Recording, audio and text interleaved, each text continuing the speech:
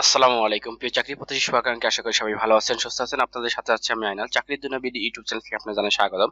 প্রিয় চাকরি প্রত্যাশী শুভাকাঙ্ক্ষী, আপনারা দেখতে পাচ্ছেন কক্সবাজার পল্লী বিদ্যুৎ সমিতি থেকে নতুন একটি নিয়োগ বিজ্ঞপ্তি প্রকাশ করা হয়েছে। আজকের এই ভিডিওতে পল্লী বিদ্যুৎ সমিতি থেকে যে নতুন নিয়োগ বিজ্ঞপ্তি প্রকাশ করা হয়েছে সেই নিয়োগ বিজ্ঞপ্তি সম্পর্কে বিস্তারিত আলোচনা করব।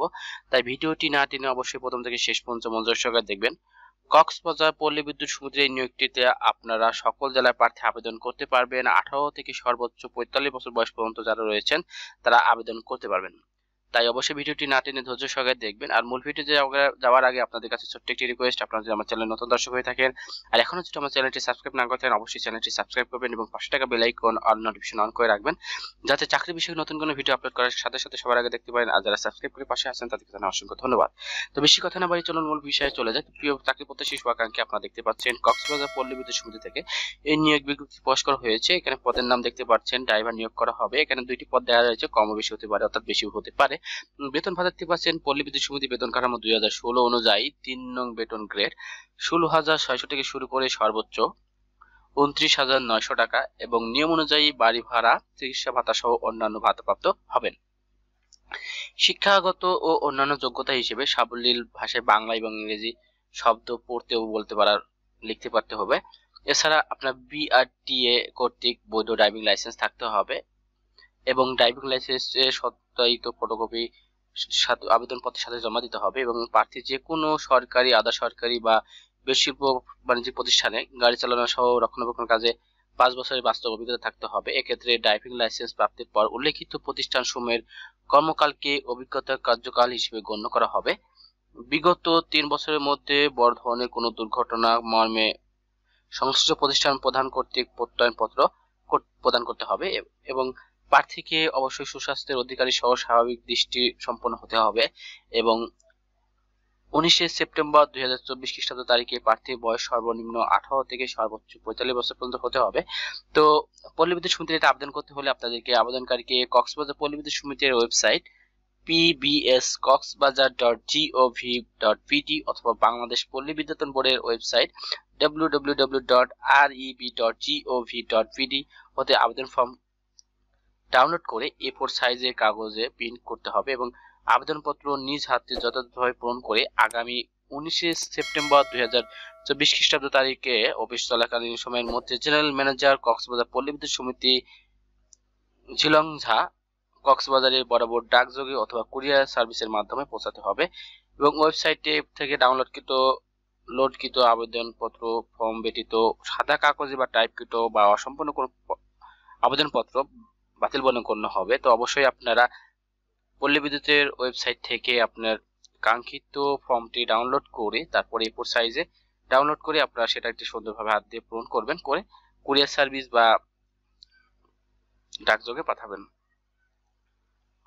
তো আবেদনপত্রের সাথে যে সকল কাগজপত্র সংযুক্ত করতে হবে তার মধ্যে রয়েছে প্রার্থী সদ্য তোলা পাসপোর্ট সাইজের 3 কপি রঙের ছবি, সকল শিক্ষাগত যোগ্যতা সনদপত্র, মার্কশিট ও প্রশংসাপত্র গ্রহণযোগ্য নয় এবং স্থানীয় ইউনিয়ন পরিষদের কর্তৃক নাগরিকত্ব সনদ, জাতীয়তা সনদ এবং জাতীয় পরিচয়পত্রের ফটোকপি যে কোনো তফসিল ব্যাংক হতে জেনারেল ম্যানেজার কক্সবাজার পল্লী বিদ্যুৎ সমিতির অনুকূলে 100 টাকার ব্যাংক ড্রাফট বা ডিমান্ড ড্রাফট আবেদনপত্রের সাথে সংযুক্ত করতে হবে।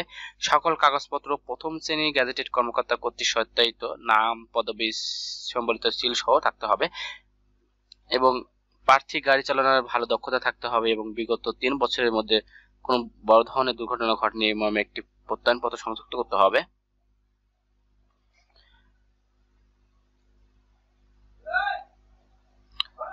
পল্লী বিদ্যুৎ সমিতির আয়োজিত ড্রাইভিং পরীক্ষা, লিখিত পরীক্ষা, স্বাস্থ্য পরীক্ষা, চক্ষু পরীক্ষা এবং মৌখিক পরীক্ষা উত্তীর্ণ হতে হবে।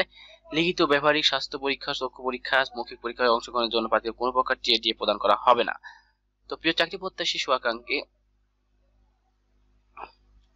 খামের উপর অবশ্যই আপনার পদের নাম সুস্পষ্ট আকারে লিখতে হবে। তো আপনাদেরকে ডেমো দেখে দিচ্ছি আপনাদের যে আবেদন ফর্মের মাধ্যমে আবেদন করতে পারবেন। দেখতে পাচ্ছেন কক্সবাজার পল্লী বিদ্যুৎ সমিতির ড্রাইভিং পদে বা প্যানেল তৈরি আবেদন ফর্ম, এই ফর্মটিতে আপনাদেরকে ডাউনলোড করে পূরণ করতে হবে। তো দেখতে পাচ্ছেন এখানে ফার্স্টে দেওয়া আছে, এখানে পাসপোর্ট সাইজের 1 কপি ছবি প্রথম শ্রেণীর গ্যাজেটেড কর্মকর্তার সত্যায়িত স্টেপলার দিয়ে আটকাতে হবে। তো দেখতে পাচ্ছেন নিয়োগ বিজ্ঞপ্তি নম্বর এখানে দিবেন, তারপরে পদ দেখতে পাচ্ছেন পদটি সম্পূর্ণ স্থায়ী সরকারি। তো দেখতে পাচ্ছেন বিজ্ঞাপন সূত্র বা পত্রিকার নাম, আপনি কোথা থেকে বিজ্ঞাপন পেয়েছেন, অফিসিয়াল ওয়েবসাইট দিতে পারেন। এসব প্রকাশনার তারিখ, আবেদনকারীর নাম, আপনার নাম পুরোটি বাংলা লিখবেন, আপনার বড় হাতে ইংরেজিতে লিখবেন, তারপর আপনার জন্ম তারিখ, এসএসসি পরীক্ষার সনদ অনুযায়ী বা অথবা নিবন্ধন অনুযায়ী, পিতার নাম, মাতার নাম, আপনার বয়স অর্থাৎ 19 সেপ্টেম্বর 2024 খ্রিস্টাব্দ তারিখে আপনার বয়স, আপনার ধর্ম, জাতীয়তা, নিজ জেলা, আপনার মোবাইল ফোন নম্বরটি এখানে উল্লেখ করবেন এবং আপনি বৈবাহিক অবস্থা যদি বিবাহিত হয়ে থাকেন তাহলে বিবাহিত পাশে টিক চিহ্ন দিবেন, অবিবাহিত হলে অবিবাহিতের পাশে টিক চিহ্ন দিবেন। এবার আপনার স্থায়ী ঠিকানা এখানে সুন্দরভাবে লিখবেন, আপনার গ্রাম, সড়ক, বাড়ি, ডাকঘর, উপজেলা অথবা থানা, এবার আপনার জেলাটি উল্লেখ করবেন এবং যে ঠিকানায় প্রার্থীর নিয়োগপত্র বা আপনি নিয়োগ করতে ইচ্ছুক সেই ঠিকানাটি আপনি এখানে আপনার ঠিকানাগুলো লিখবেন, গ্রাম, ডাকঘর, উপজেলা, থানা, জেলা। এগুলো সুন্দরভাবে লেখার পরে আপনার ব্যাংক ড্রাফট করেছেন সেই ব্যাংক ড্রাফট নাম্বার, আপনার ব্যাংক ড্রাফটের মূল্য, আপনি ইস্যুর তারিখ এবং আপনার শিক্ষাগত যোগ্যতা সকল কিছু, এখানে পরীক্ষার নাম, সেই প্রতিষ্ঠানের নাম, আপনার জিপিএ, সিজিপিএ, গ্রেড কত, সাবজেক্ট অর্জনের বয়স, সাল কত ছিল সেটা উল্লেখ করবেন এখানে এবং আপনার প্রাক্তন ও বর্তমান চাকরি শুধুমাত্র প্রযোজ্যের ক্ষেত্রে ইতিপূর্বে যদি আপনি কোনো কাজ করে থাকেন তাহলে সেক্ষেত্রে দেবেন এবং আপনার দায়িত্বশীল আপনাদের রেফারেন্স বলা হয় সেই রেফারেন্সে আপনি দিবেন নাম, পদবি, পেশা, ঠিকানা, টেলিফোন নম্বর, সবাই এখানে ইমেল ঠিকানা যদি থাকে সেগুলো উল্লেখ করে দিবেন। তারপরে আপনার তারিখ, আপনার আবেদনকারী আপনার স্বাক্ষরটি উল্লেখ করবেন এবং এখানে দেখতে পাচ্ছেন এবং লিখিত এবং মৌখিক সাক্ষাৎকারের পরীক্ষার জন্য প্রবেশপত্র, তো এটা অফিস কর্তৃক পূরণ করা হবে, এটুকু আপনি পূরণ করবেন না। তারপর নিচে এগুলো পড়বেন, প্রার্থী বা আবেদনকারী কর্তৃক পূরণ, পদের নাম, প্রার্থীর নাম, পিতার নাম এবং আপনি যে ঠিকানায় আপনার প্রবেশপত্র পেতে ইচ্ছুক সেই ঠিকানাটি এখানে সুন্দর করে লিখবেন এবং আপনার মোবাইল নাম্বারটি এখানে লিখে দিবেন সুন্দর করে, বুঝতেই পারছেন। তো প্রিয় চাকরি প্রত্যাশী শুভাকাঙ্ক্ষী, আজকের ভিডিও পর্যন্ত, ভিডিওটি কেমন লাগলো অবশ্যই কমেন্ট করে জানাবেন। ভিডিওটি ভালো লাগলে অবশ্যই লাইক কমেন্ট করতে ভুলবেন না, ভিডিওটি শেয়ার করে চাকরি প্রত্যাশী অন্যান্য বন্ধু ভাইদেরকে দেখার সুযোগ করে দিন এবং চাকরি বিষয়ে কোনো পরামর্শ থাকলে বা কোনো কিছু জানার থাকলে অবশ্যই কমেন্ট করবেন। আবার ডিসক্রিপশনে হোয়াটসঅ্যাপ নাম্বার দেওয়া আছে, আপনারা চাইলে সেই নাম্বারে নক করতে পারেন। সবাই ভালো থাকুন, সুস্থ থাকুন, নিরাপদে থাকুন। আল্লাহ হাফেজ।